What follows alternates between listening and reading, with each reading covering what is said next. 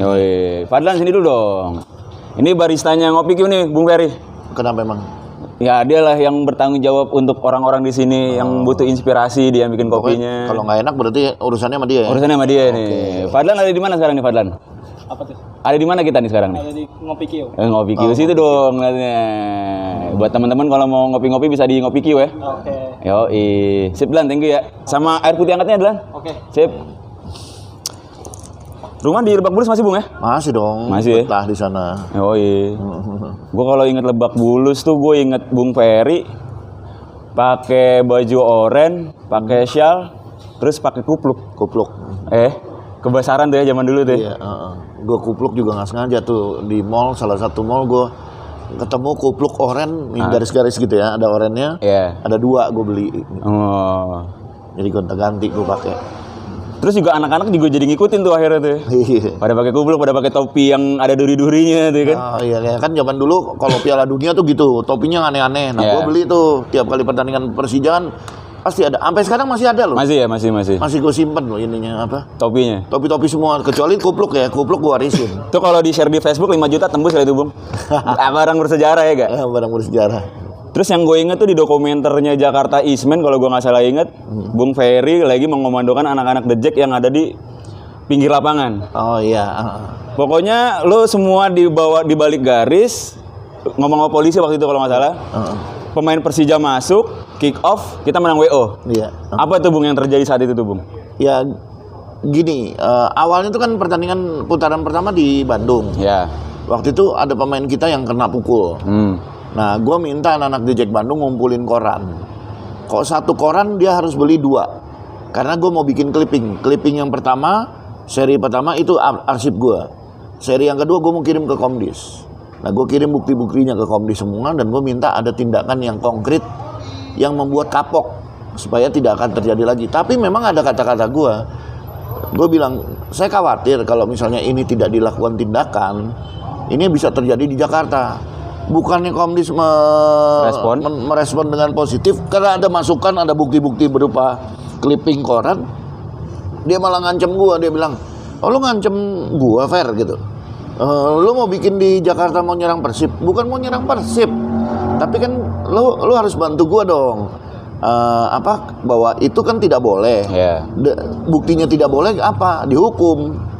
Jadi bantu gue dong. Jadi gue bilang tuh kan dihukum, lu jangan kayak gitu. Tapi ternyata nggak dihukum kan. Iya. Nah gimana caranya gue harus ngalihin emosiannya anak-anak yang tadinya pengen nyerang juga jadi berubah gitu. Iya. Ya itu aja gue pikir. Jadi Bung Ferry itu udah ini ya, udah mikir ke depan nih bahwa ini bakal jadi momentum balas dendam nih ketika teman-teman pemain Persib datang gitu. Ya, gue ngerinya itu ke sana. Iya. Jadi supaya tidak terlalu anarkis. Ya udahlah, gue alihin emosinya mereka. Ayo kita nonton pinggir lapangan, gue yang belain deh. Iya. Lu nggak apa-apa di pinggir lapangan, gue bilang gitu. Jadi kan merasa mereka dibela, tapi kan ada batasan. Oh ya lu cuma sampai di pinggir lapangan, lu nggak boleh pukul. Iya. Gue bilang awas lu ya kalau sampai nyerang pemain Persib kalau dia ini. Nggak tanya gue beruntung Persibnya malah nggak datang. Nah itu apa yang terjadi tuh Bung? Kita kan nggak banyak yang tahu nih. Apakah memang cywar di luar lapangan itu udah sebegitu mencakapnya akhirnya pemain Persib itu membatalkan datang gitu? Sebetulnya sih kalau menurut gue cywar itu sering Persija terima ya di Bandung. Tapi gue nggak tahu, mungkin mereka baru kali ini nerima dan mereka agak kaget, shock. Dan mereka dari Hotel Sofyan waktu itu mereka langsung ke Karawang. Jadi memang udah nggak niat datang. Nah, atau mereka mungkin terprovokasi secara tidak langsung, terprovokasi dengan kejadian kalau nggak salah di daerah Pekanbaru. Nah, kejadiannya mirip-mirip dan akhirnya tuan rumah dinyatakan kalah WO. Tapi mirip, bukan berarti sama gitu. Dari sana kalau di kita kan kita siap tanding gitu. Kalau di sana kan sama-sama nggak siap gitu. Tapi keputusan Bung Ferry yang bilang pemain Persija masuk, kick off, kita menang WO itu berdasarkan memang keputusan bersama atau memang keputusan Bung Ferry melihat suasana itu tuh Bung? Gue ditelepon dulu sama PSSI, orang PSSI. Gue nggak sebut namanya deh. Iya. Dia awalnya ngancam, dia bilang pokoknya lu kalau nggak singkirin anak-anak itu, lu bisa kalah WO. Gue bilang Persijanya yang kalah WO. Persija kalah WO. Gue bilang lah di Bandung Persija main di pinggir lapangan banyak. Menang lagi 3-0. Bobo 3-1 kalau nggak salah. 3-1. Itu di pinggir lapangan banyak boboto gitu. Kok itu nggak apa-apa, gue bilang gitu kan. Kenapa giliran kita dikerasin gitu. Ya terserah kalau misalnya ini nanti tanggung jawab sendiri kalau anak-anak marah gitu. Iya. Nah rupanya habis dari telepon gua mereka dapat kabar bahwa Persib ternyata udah berjalan menuju Kerawang. Sehingga akhirnya dia nelfon, Fer kalau lu bisa jamin anak-anak lu tidak masuk ke lapangan, lu bisa kemungkinan lu bisa menang WO karena gua dapat kabar Persibnya udah menuju Kerawang bukannya menuju Lebak Bulus. Nah, makanya gua langsung instruksiin buru-buru anak-anak bunuh aja. Gitu. Dan saat itu kalau nggak salah gubernurnya Bang Yos ya? Gubernur Bang Yos. Yang sayang-sayangnya Persija lah tuh ya. Iya. Walaupun dosanya juga ada juga lah gitu. Gusur. Iya. Gusur. Saat itu apa kata Bang Yos, Bung? Ya Bang Yos sebetulnya maunya keluar. Keluar, tapi gue nggak mau diatur hari itu gitu. Gue nggak mau diatur, pokoknya Bang Yos ngotot, keluarin gitu. Nggak apa-apa Pak. Saya udah bicara sama PSSI. Persibnya udah pergi, nggak ke Lebak Bulus gitu. Tapi dia ngotot, ya udah akhirnya gue matiin aja deh. Bung Ferry mematikan telepon dari Bang Yos tuh ya. Dan Maaf Bang Yos, maaf banget. Dan akhirnya kita menang WO 3-0 saat itu ya. Terus kalau ngomongin Lebak Bulus tuh Bung, gua pernah di film yang sama Jakarta Eastman. Bung Ferry di dalam mobil, Bung Ferry bilang gini, gue tuh pernah ceng-cengan sama supporter Bandung, dia bilang, curang aja Persija juara karena pemainnya dari seluruh Indonesia gitu kan. Ingat nggak statement itu Bung? Ya iya ingat lah, gue ingat orang teman kuliah gue bilang gitu ya, lu enak lu pemain-pemain lu dari seluruh Indonesia. Gue bilang, nah lu Persib itu ibu kota Bandung itu ibu kota Jawa Barat, pemainnya dari seluruh Jawa Barat. Nah Persija itu kan Jakarta itu kan ibu kota Indonesia, ya pemainnya dari seluruh Indonesia lah gitu. Nah, semua orang nyari makan ke Jakarta ya direkrut lah sama Persija. Nah sebelum jauh nih Bung ya, Hijrah kan ngerasa tuh Bung Ferry tuh memiliki intuisi dalam keadaan yang bagaimanapun gitu ya. Apa sih yang membentuk Bung Ferry bisa punya intuisi kayak gitu Bung? Keputusannya itu selalu cepat dan tepat gitu kan. Ada orang keputusan cepat tapi salah nih gitu misalkan. Kayak Bung Ferry dicengin gitu, terus punya statement yang kuat akhirnya gitu. Apa yang mendasari itu Bung? Gue kadang-kadang gini, kalau gue belum punya jawaban apa-apa, gue lebih baik diem. Kalau ditanya Bung nanti gini gimana, gini, gue belum tahu nih jawabannya. Gue bilang, akun fayakun lah. Apa yang terjadi, terjadilah gitu. Nah, begitu berjalan, emosi mulai, adrenalin mulai naik, baru gue tiba-tiba nemu, baru gue briefing anak-anak. Ini gini, jawabannya kayak gini. Gitu ya, alhamdulillah. Tapi lo ini nggak sih Bung, orang yang baca buku juga gitu Bung? Gue memang hobi baca buku bola, hobi. Dulu gue sebutin nggak apa-apa nih. Nggak apa-apa. Majalah-majalahnya kan udah nggak ada semua. Iya. Dari mulai 442, Liga Spanyol, Liga Inggris, Liga Itali, Football Plus, majalah sportif, Bola Vaganza, terus ada High Soccer. Itu semuanya gue beli. Dan itu menjadi sumber lo lah ya. Gue baca itu, jadi gue merasa itu ilmu yang gue dapat dan vocabulary gue juga jadi banyak nih karena dari berbagai tulisan berbagai wartawan gitu. Nah, jadi akhirnya ya seperti ini gue. Tapi pada saat itu akses menuju ke majalah itu gampang atau susah Bung? Ya beli di mall-mall memang. Memang ada di mall-mall ya. Memang dibeli di mall-mall rata-rata gitu. Jadi buat teman-teman The Jack mungkin kalau mau jadi supporter yang cerdas dan pinter ya itu ya sumbernya harus banyak baca juga ya Bung ya. Ya pokoknya harus banyak baca, paling nggak wawasan lah. Wawasan kita jadi lebih luas lah. Peraturan-peraturan mengenai sepak bola atau etika, attitude itu ya kita dapat dari situ. Gitu. Terus balik lagi dikit nih Bung. Yang Hijrah suka tuh statementnya Bung Ferry bilang gini. Jakarta tuh secara nggak langsung lu dikotak-kotakin sama pemerintah daerah. Di Lebak Bulus lu dibikinin mall, di Mampang lu dibikinin mall. Ya udah jadi orang Mampang mainnya di situ, orang Bulus mainnya di situ. Ya Persija lah yang akhirnya nemuin orang Priuk sama orang Mampang, orang mana gitu. Terus juga berbicara dengan multi etnis waktu itu Bung Ferry juga ngomong multi etnis kan. Sebenarnya seksi lagi Persija itu didukung sama orang-orang yang multi etnis nih gitu. Sekarang nih kan kalau bisa dibilang berarti udah 30 tahun ya The Jack ya.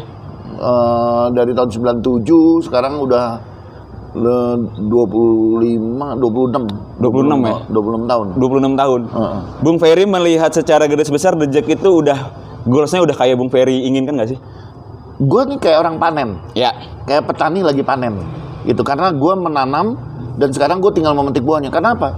Tujuan didirikan Jackmania yang pertama simpel aja kok. Gimana caranya supaya Persija punya supporter? Supaya Persija jadi tuan rumah di kandangnya sendiri. Supaya Persija benar-benar punya kampung. Ini kampung gua. Gua kalau ngerayain gol ke sana ya itu supporter gua.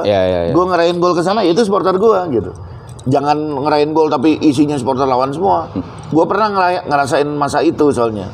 Jadi gue pikir ketika gue punya motivasi seperti itu dan ada wadah yang namanya Jakmania, ya gue nggak akan kabur dari ini.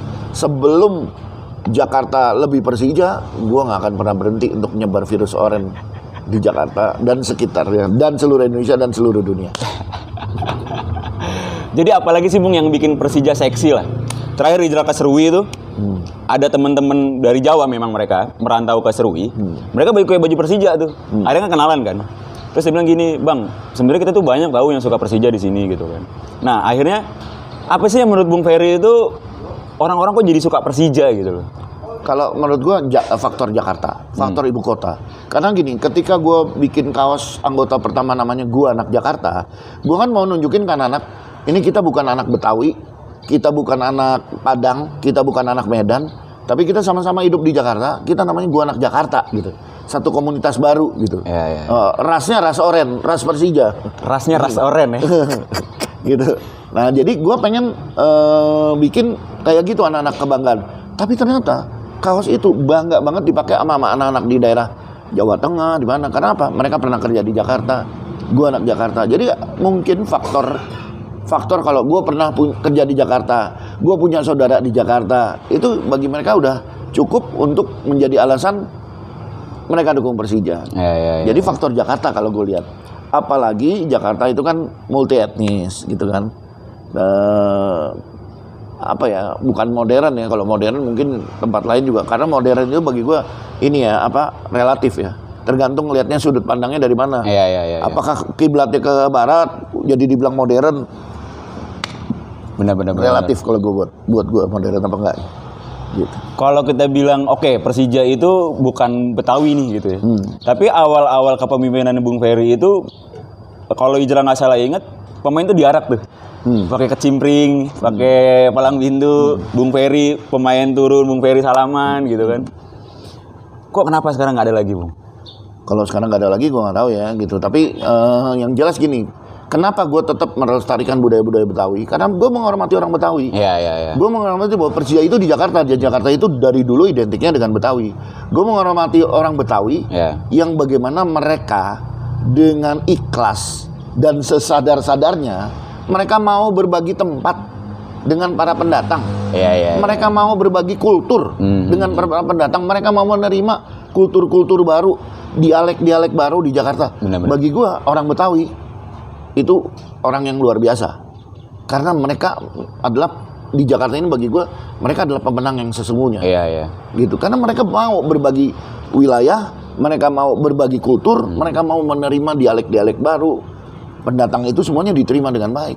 Tidak harus menjadi orang Betawi, enggak. Gitu. Gue tuh berapa kali tuh Bung dicengin, Bung. Lu orang Betawi tapi nggak punya tanah di Jakarta gitu kan. Ya terus gue cuma bilang gini, kalau gue nggak jual tanah, tuh GBK mau dibangun di mana? Gue bilang ya kan. Taman mini itu mau dibangun di tanahnya siapa gitu kan. Jadi lu jangan ngeliat kesananya, tapi ngeliat memang orang-orang Betawi itu akhirnya juga menjadi korban oleh modernisasinya Jakarta gitu kan. Bener kata Bung tuh, berbesar hati mereka, tanahnya dipakai secara nggak langsung gitu kan. Bagi mereka gue bukan orang kalah, tapi mereka orang pemenang. Mereka mengikhlaskan segala sesuatunya untuk kemajuan. Keren. Gitu. Dan seberapa worth itu Bung, ketika budaya Betawi dibawa ke Persija tuh akhirnya orang-orang jadi melek akan Persija, bahwa itu menjadi representasi kecintaan mereka terhadap kota Jakarta gitu. Ya, gue sih happy aja gini, karena apa? Banyak orang yang sebetulnya bukan orang Betawi, tapi begitu diajak untuk menggunakan celana Betawi, celana taksi ya sebetulnya. Pangsi ya. Celana pangsi, mereka happy gitu. Diajak untuk bikin marawisan, nyambut pemain, mereka happy gitu. Bagi mereka ini budaya yang mereka ikutin waktu mereka kecil gitu kan. Dan ternyata memang seksi tuh Bung. Gue beberapa kali waktu pas hijrah ke Aceh itu kan, Hijrah masih ngomong pakai aku kamu kan. Terus kata dia, gue suka di Hijrah sama lu orang Jakarta tapi nggak pernah ngomong lu gue gitu. Temen gue baru 4 hari di sana balik lagi ke sini ngomong gue gitu kan. Pas di sana gue kepikiran, oh ternyata gimmick gue itu menjadi seksi buat orang-orang daerah gitu. Ketika pulang dari Jakarta, gue itu jadi seksi gitu. Jadi oh nih gue udah pernah ke Jakarta nih gara-gara ngomong gue kayak gitu-gitu tuh Bung. Akhirnya jadi segitunya memang Jakarta tuh seksinya gitu Bung ya. Ya Ya begitulah dan kan boleh dibilang sinetron itu juga secara tidak langsung mensiarkan Iya. dialek-dialek Jakarta gitu. Iya, Jadi sehingga di daerah pun sekarang ngomong gue itu udah umum. Ya kayak kita pelawak-pelawak yang Betawi kan zaman dulu kan emang lagi oke-okenya tuh ya. Bener. Tentang Persija lagi. Yoi.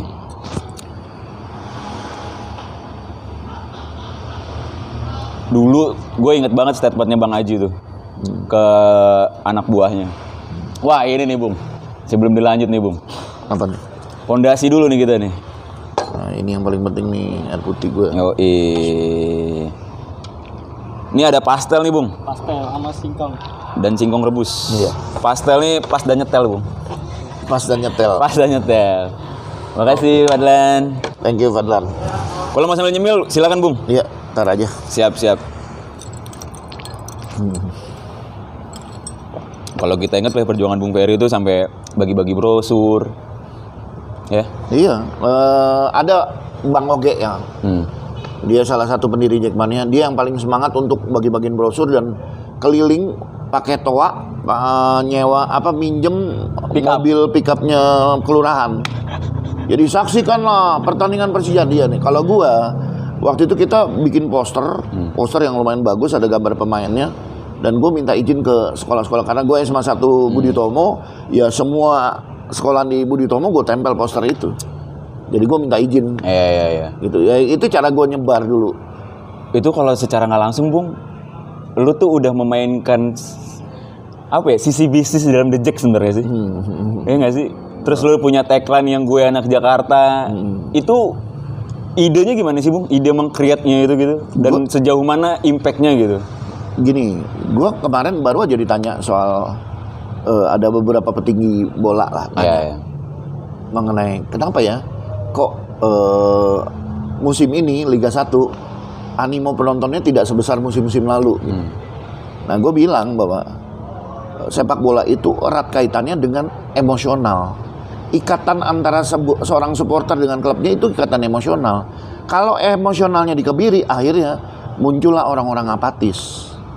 Nah, orang-orang apatis ini nggak akan bisa kita harapkan apa-apa untuk ngidupin sepak bola kita. Apalagi kalau mau sepak bola kita menjadi sebuah industri, nggak bisa kita harapkan. Nah, demikian juga ketika gua anak Jakarta, itu apa? Ikatan emosionalnya tinggi. Dan Psikologisnya kena. gua dibebaskan untuk berekspresi oleh Persija.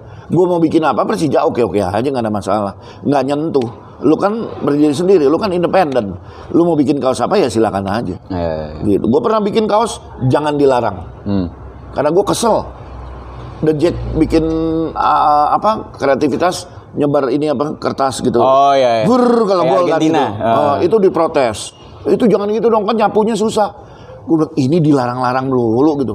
Itu duduknya jangan di situ dong. Ini kan kita gini wah macam-macam lah. Gue bilang akhirnya gue bikin aja kaos jangan dilarang. Kalau ada yang bilang itu nggak boleh, baca, jangan dilarang gitu. Ya dulu The Jack masih dikit, jadi gue berani ngobarin kaos seperti itu. Tapi kalau sekarang banyak dibilang jangan dilarang.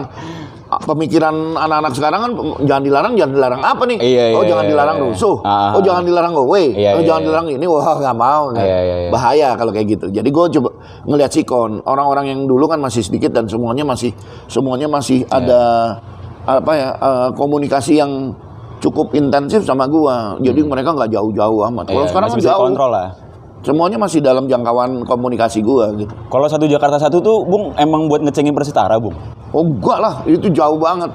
Satu Jakarta Satu itu gue pengen kan dulu antar kampung ribut, antar SMA ribut, antar kampus ribut. Nah gue bilang udah lalu daripada ribut-ribut, mendingan lu nonton Persija. Satu Jakarta Satu sekalian kita targetin Persija tahun itu juara 1. Nggak ada hubungannya sama Persitara, gue nggak mikirin Persitara, gue mikirin tim gue doang. Gitu. Dulu yang sering ribut tuh anak The Jack Manggarai sama anak The Jack Kalideres ya kalau nggak salah ya. Yang jelas di Manggarai itu antar gang aja sebenarnya ribut ya kan. Nah kebetulan almarhum Wahyu korwil pertamanya Manggarai, korwil keduanya Manggarai, dia yang nyatuin. Jadi selama lu pakai kaos anggota Jackmania, ya tabu lu berantem sesama Iya, Jackmania. iya. Sehingga akhirnya Manggarai jadi satu. Ya. Dan pun akhirnya itu dipakai untuk ngecengin beberapa klub juga, ya itu di luar kendali lu berarti kan ya. Iya. Tapi emang ide awalnya buat, udah deh lu jangan ribut nih, kita satu Persija nih gitu ya. Iya, satu Jakarta satu. Iya. Apalagi sih Bung, selain itu Bung, satu Jakarta satu, gue anak Jakarta. Gua anak Jakarta. Sebetulnya ada banyak ya, tapi yang fenomenal kan dari gua anak Jakarta, satu Jakarta satu, kemudian Jackmania 12. Kalau Jackmania 12 ini idenya Mas Danang. Danang bilang sama gua waktu itu, Bung, usulin ke Pak Manila. Pak Manila waktu itu manajer Persija. Iya, GK Manila ya. Iya. Usulin ke Pak Manila nomor punggung 12, jangan dipakai dong. Nomor punggung 12 kan pemain ke-12. Pemain ke-12 itu Jackmania. Gua usulin ke Pak Manila. Pak Manila langsung respon, "Oh, ini usul bagus," gitu. Jadi itu idenya Danang. Dan kita pakai jersey besar pun itu zaman Jackmania 12 itu. Iya. Yang di tribun, yang raksasa. Iya. Pernah di zaman itu dan belakangan kita bikin lagi, Irland yang bikin gitu. Terus yang Persija harus lebih Jakarta, Jakarta harus lebih Persija? Ya kan gue sering briefing ngomong segala macam ini. Akhirnya kata-kata gue dirangkai menjadi satu tagline oleh anak-anak JAF, Jakarta Art Football, Jakarta Art Family yang senang mural. Mereka tagline-nya Jakarta harus lebih Persija. Gitu. Itu dari obrolan-obrolan dikemas jadi itu ya. Gue kan anak tanpa gue sadar, orang-orang yang suka jualan kaos itu suka dengerin gue briefing. Kalau ada kata-kata yang bagus, ini bagus sih, gue jadiin kaos gitu. Dan itu nggak cuma sampai kaos doang kan, bahkan Bagus Netral waktu mau bikin Garuda di Dadaku tuh izinnya sama lu ya Bung ya? Ya bukan bagusnya dong, produsernya. Produsernya itu waktu itu izin sama gue. Gue bilang ini lagu bukan ciptaan gue, kata-katanya dari gue. Lagunya kan lagu Apuse. Jadi gue menolak kalau dibilang gue penciptanya. Jadi gue cuma bilang gue yang bikin liriknya gue gitu. Tapi kan liriknya kuat. Jadi justru liriknya itu yang membuat mereka pengen bikin film dengan judul yang sama. Dibikin film, dibikin lagu, dan hampir jadi chance ketika kick off mulai hampir seluruh supporter tuh ya. Iya. Gue udah meramalkan waktu itu. Dulu kan disebutnya dirijen, kalau sekarang aja pakai kapo. Dulu kan kita apa-apa biasa, tapi sekarang Italian lah gitu. Nah, sekarang dibilangnya kapo. Kalau dulu kan dirijen fenomenal kita Iqbal. Nah, gue bilang sama Iqbal, satu waktu nanti tim nasional dan bahkan seluruh cabang olahraga di Indonesia itu kan nyanyi lagu ini. Kan tadinya gue bikin Persija di Dadaku, terus dirubah jadi Garuda di Dadaku. Gitu. Dan lo ketika produser itu datang ke lu, ada rasa apa sih Bung di dalam diri lu gitu? Ya heran aja gitu. Kok jadi film ya gitu. Padahal iseng-iseng doang kan. Itu gue bikinnya. Waktu itu habis pertandingan di Lebak Bulus, kita diajak makan sama Mas Danang di Metro Pondok Indah. Di situ kita makan, pulangnya jalan kaki. Dan sepanjang jalan itu gue bikin itu. Kata-katanya dirubah dikit sama si Iqbal. Udah gitu. Nggak ngebayangin sih. Nggak ngebayangin. Abis makan jalan kaki nyanyi gitu kan di Pondok Indah pula gitu kan. Itu kan aneh gitu. Nggak nyangka gue gitu. Dan yang serunya tuh yang video lu tuh yang menurut gue yang diputerin di Jerman tuh Bung. Yang di Solo ya kalau nggak salah ya. Ayo Pers. Iya itu. Itu lagu yang bikin tuh Frankie dulu Korwil Tanjung Duren. Frankie sama Kibo anak Grogol tuh dia berdua kemana-mana duet tuh. Gue kadang-kadang bilang ini suami istri apa bukan ya gitu. Kemana-mana berdua aja. Kibo kan rambutnya panjang, Frankie cepak gitu. Nah dia yang bikin lagu itu lagu Tip X ya, lagu Tip X Salam Rindu. Tapi waktu itu belum ada yang bisa nyanyiin. Dia udah promoin di mana-mana sampai gue terngiang-ngiang tuh lagu itu. Gue suka. Nah waktu main di Solo, gue udah bilang nanti kita tidurnya di sini ya di bawah tribun ini. Oh iya gitu. Nah ternyata kita tanding hujan gede, pertandingan nggak selesai. Jadi hujan-hujanan gue balik ke tempat itu. Ternyata tempat itu udah dipenuhin orang. Anak Jack tapi? Bukan. Bukan, nggak ada yang gue kenal. Gue mikir gimana caranya anak-anak gue mau tidur gitu. Biar gimana kan gue mikirin anak-anak gue mau tidur di mana. Gue mau usir terang-terangan gak enak. Satu-satunya jalan bikin mereka gak nyaman kan. Caranya gak nyaman apa? Ya gue nyanyi aja. Makanya gue panggil Frankie sama Kibo. Frank, Bo, yang lagu kemarin lo ajarin apa kayak gimana? Oh iya, nah bertiga tuh awalnya gue nyanyi. Ayo Persija Macan Kemayoran. Lama-lama gabung. Makin lama makin banyak. Itu 2 jam kali. Lebih dari 2 jam kali. Nyanyi aja terus itu. dan terbukti ampuh. Iya. Begitu udah selesai nyanyi, lihat mana tadi orang-orang itu udah nggak ada. Udah, Dan lo bisa tidur di situ dan anak-anak gue tinggal gelar koran, gelar spanduk, tidur. Dan itu footage mahal menurut gue tuh, Bung. Iya. Itu sampai masuk Piala Dunia Jerman kan itu. Iya, alhamdulillah. Jadi Bung Ferry buka baju, kondisi basah-basahan, lo ngerangkul temen-temen lo, terus lo muter tuh di situ tuh. Nyanyi lagu itu 2 jam tuh. Iya, 2 jam ada di situ. Itu umur berapa tuh, Bung? Kalau boleh tahu, Bung? Waduh, gua umur berapa ya? 27 ada? Gua lebih. Gua pertama Jackmania lahir aja gua udah umur 32.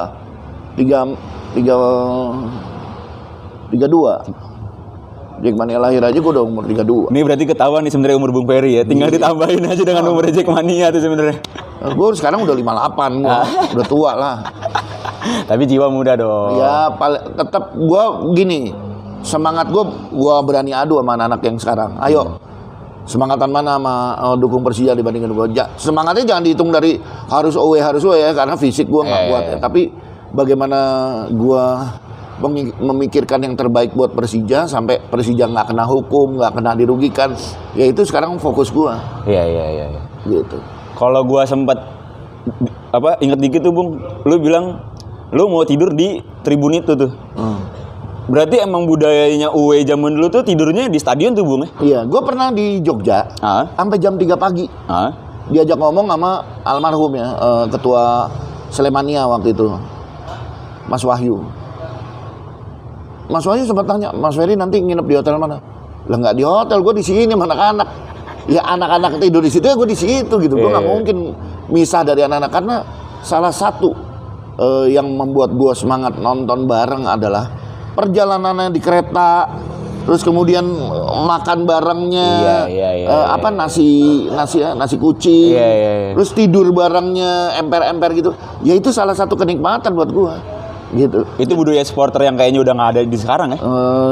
Kalau sekarang gue terakhir kita UE itu kita main show off di hotel mana nih. Gue hotelnya ada kolam renang, view gue depannya gunung gitu-gitu. Gue nggak bisa nyalain ya, gitu. Karena kan kondisi sekarang berbeda. Misalnya gini, di beberapa tempat memang stadion udah nggak boleh lagi buat tempat tidur.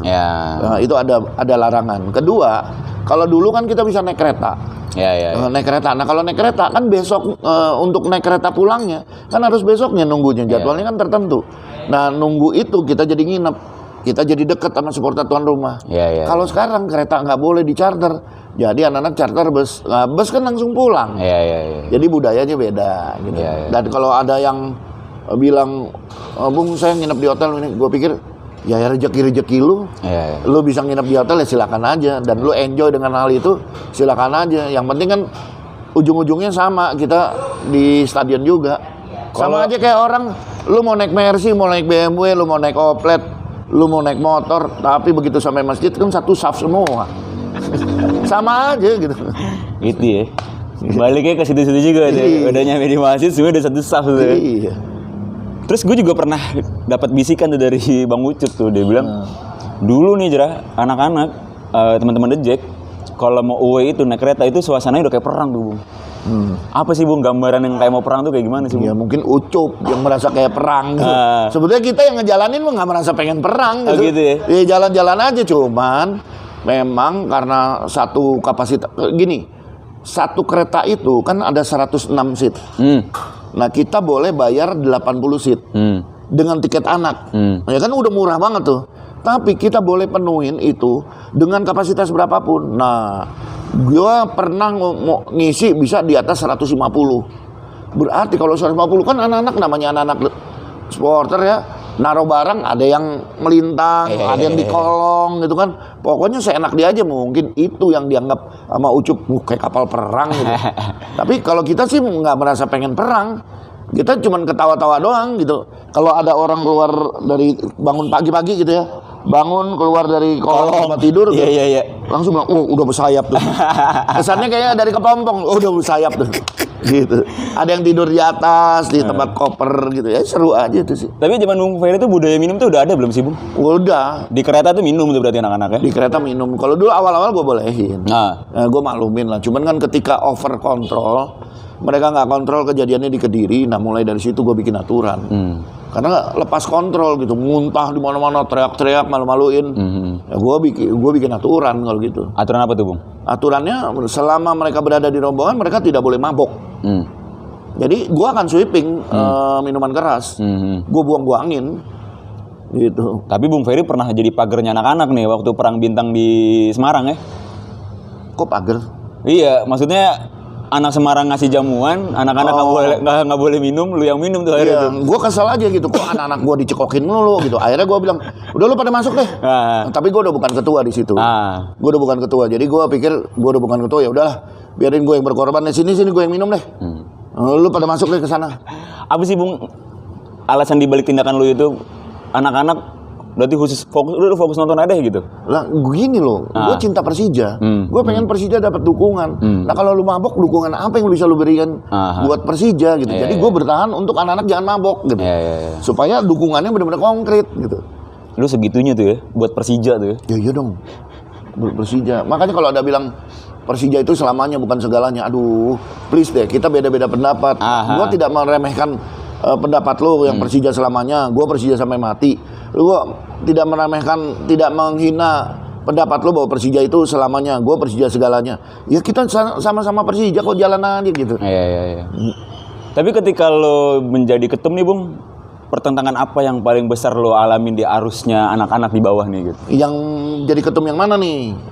Kalau yang awal-awal nggak ada pertentangan. Oh, yang 2018. Kalau yang 2018 udah gede-gede itu Mas. Gue 10 tahun tinggal organisasi ini. Dan ternyata organisasi ini udah terlalu banyak lepas kontrol. Menurut gue. Gue lihat udah terlalu banyak lepas kontrol. Banyak lah bla bla bla bla bla bla bla. Jadi gue mencoba mengeluarkan lagi aturan-aturan lama plus aturan baru yang gue anggap paling pas di situ. Nah, disitulah mulai terjadi pertentangan. Oh, banyak ya. Tapi gue bilang nggak apa-apa. Bagi gue gini loh. Sekarang gua yang pegang komando ininya lokomotifnya tuh gua. Lu semua tuh gerbong gua. Ya kalau lu mau ikut gua, ikut gerbong gua, gandengan sama gua. Tapi kalau nggak mau ya lu turun dari gerbong gitu aja, simpel aja gua. Lu turun aja dari gerbong gitu. Karena gua yakin gua akan bisa mengantarkan lu, gua ketuanya, gua akan bisa mengantarkan lu ke hal-hal yang terbaik buat lu semua. Terbukti kan gua bisa bawa Persija nganterin bareng-bareng sampai Persija jadi juara gitu kan. Sampai pemain loyo akhirnya lu boikotnya dengan spanduk-spanduk yang nggak ada Persijanya. Ismet waktu itu. Ismet waktu itu kesel gitu. Wah, kita jangan dikasih ini dong. Kan anak-anak pemain kan kadang main bagus, kadang main jelek gitu. Gue bilang ini orang kok ada beberapa pemain lain kok pada nggak mau dikritik sih. Ya udah kalau gitu kita spanduknya nggak ada hubungannya deh sama kritikan. Didukung nggak menang, dikritik nggak mau. Ya udah kita bikin spanduk yang nggak ada hubungannya sama bola. Gue bilang, ya udah rame itu. Itu yang tolak kalah atas Sri pakai fontnya tolak angin. Oh itu terakhir di Stadion Madia itu. Stadion Madia ya. Stadion Madia kita harus menang di situ. Makanya gue bilang sama anak-anak, tolong bikinin spanduk. Nuansanya benar-benar kalau orang lihat itu tolak angin. Jadi hurufnya, warnanya harus sama. Cuma kata-katanya tolak seri atau kalah. Gitu. Terus sampai ada yang tisu magic. Apa? Tisu magic ada. Oh kalau itu yang lain lagi. Patriot ya? Momennya beda tuh. Momennya beda. Yang spanduk aneh-aneh sama spanduk tolak angin beda tuh momennya. Beda. Kalau yang itu kan di Patriot. Spanduk pecel lele. Iya, itu di Patriot itu. Sengehe itu tuh ide lu tuh Bung. Tapi seru sih ya. Terus juga alhamdulillah 2018 tuh juara tuh ya. Ketuanya lagi lu tuh Bung. Iya, gua 2 kali jadi ketua, 2 kali juara. 2001 sama 2018 ya. 2001 sama 2018. Habis Bung Diki ada sih ADRT tuh masih bisa lu ketua lagi nggak sih Bung? Secara ADRT gitu. Tapi kalau gua nggak mau lah, gua udah capek. Biar juara lagi nih maksud gua. Insya Allah tahun ini juara. Amin. Insya Allah tahun ini juara. Apa yang ngebedain juara 2001 sama 2018 Bung? Gini, apa yang bedain ya? Secara feel nih ya, pribadi, secara feel pribadi gitu. Kalau 2001 apa ya? Gue bingung. Udah gitu bubble match lagi 2001 gitu kan. Kalau 2018 3 piala. Oh iya. 2001 1 piala. 2018 hampir semua away didampingin Jackmania dan mecahin rekor. Kalau 2001 yang fenomenal adalah dampingin di 8 besar di Makassar. Itu fenomenal. Sampai sekarang belum ada orang yang nenda di lapangan bola ada 10 hari nginep, 6 hari lah, 6 hari nginep di Karebosi. Oh iya. Jadi pulang tuh udah hitam semua, gosong semua. Dan gosip undergroundnya kita nggak boleh pakai atribut di Makassar ya? Awalnya gitu. Iya. Awalnya Gimana kita tuh, Bang? diancam nggak boleh pakai atribut. Tapi kan gua jelasin di media mereka bahwa kita di sini bukan mau nyari ribut, kita cuma mau dukung Persija. Dan gua kalau jauh-jauh gua nyebrang pulau sampai di sana gua nggak boleh pakai atribut Persija, berarti gua bukan pendukung Persija. Gitu. Gua harus pakai atribut Persija supaya Persija lihat di stadion tuh ada pendukung gua. Iya. Terbukti dengan warna gitu. Karena kalau bajunya warna hitam, warna putih, ya hampir semua banyak punya warna hitam dan putih. Dan katanya waktu sebelum lo berangkat ke stadion itu lo briefing teman-teman yang lain gitu. Pokoknya kita harus pakai atribut gitu kan. Gua bilang gua bilang bahwa kita mendapat tekanan lah gitu, ada larangan kita ngobrol. Nah, gimana teman-teman gitu. Gua tanya mereka, kalian mau pakai apa enggak gitu. Mereka nggak ada yang jawab. Mereka nanya ke gua, Bung sendiri gimana? Gua bilang kalau gua sih gua jauh-jauh ke Makassar gua pasti pakai. Iya. Gitu. Gitu ya, akhirnya mereka ya udah kita pakai semua. Katanya ada satu orang yang nggak ini ya? Ada satu orang yang nggak mau, tapi justru terakhir dia berangkat dan dia pakai. Iya. Dia pakai dan dia yang ngelempar kaosnya buat supporter Makassar. Disitulah awal persaudaraan kita sama supporter Makassar. Karena abis itu kita semua minta kaos kita. Iya. Gitu. Benar-benar berkesan banget itu. Terus yang gua nggak salah inget waktu 2004 ada namanya kita mau away ke Surabaya. Beberapa teman-teman bilangnya terus adrenalin. Iya. Di situ lu berdiri, anak-anak duduk, suasananya gelap. Nah itu lu briefing tuh di situ tuh. Tapi gue lupa tuh briefing apa gitu loh di situ. Iya, gue minta pendapat. Sebetulnya mayoritas pengen tetap berangkat ke Surabaya. Tapi kan kalau gue gini, selama belum ada tiket di tangan, gue nggak mau kita memaksakan pergi ke satu kota. Nah, gue telepon bolak-balik ke almarhum Muastomi, Ketua Panpel Persebaya, sama Kapolres. Nah, tidak ada satupun dari mereka yang menjamin gitu. Selalu main oper-operan. Dan gue kan bertanggung jawab terhadap 500 orang yang gue bawa. Ya gue nggak bisa memaksakan untuk tetap hadir. Menurut gue bodoh. Tiket belum pasti di tangan, tidak ada jaminan apapun mengenai tiket di sana, dan semuanya main oper-operan. Bodoh sekali kalau gue tetap memaksakan untuk datang. Walaupun mayoritas anak-anak Dejek waktu itu bilangnya berangkat gitu. Ya gue salut sama nyali mereka gitu. Tapi gue lebih pakai logika gitu.